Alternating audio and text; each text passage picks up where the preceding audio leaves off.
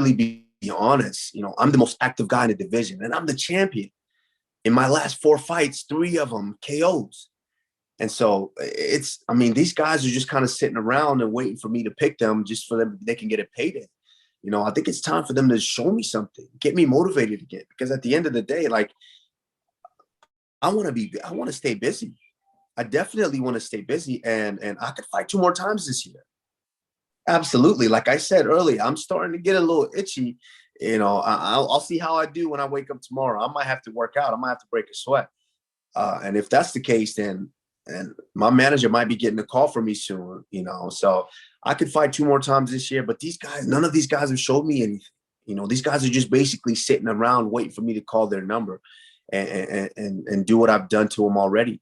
And so, if these guys don't show me anything, then, maybe I'll go pull out one of these, guys who think they can fight, they can box, on one of these internet guys and beat the shit out of them. I know Conor and you are pretty active right now on social media. Is Conor the guy that you would pick from?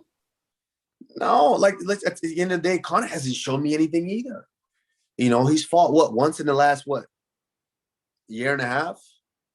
And that didn't end very well for him, and that was a 55er. He got put out by a 55er, which big props to Dustin. I think Dustin is a savage, but he got finished by a lightweight. Imagine what I would do to him. I might take his life in there. And so, he needs to show me something as well. And there's only reason there's any type of talk right now on social media is because that's what Conor does now.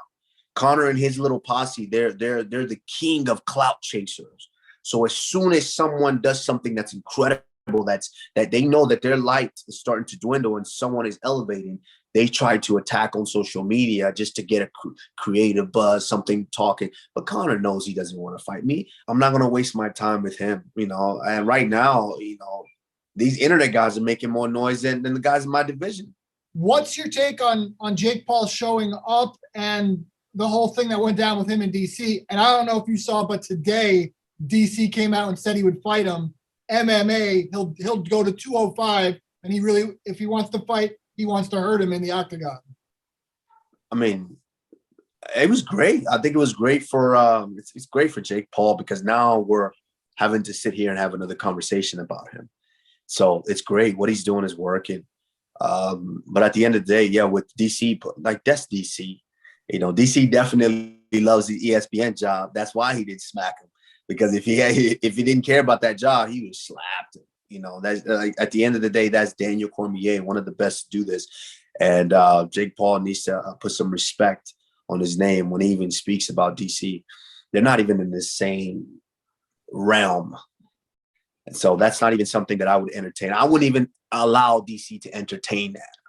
DC, sit down. Let me take care of that for you. Let me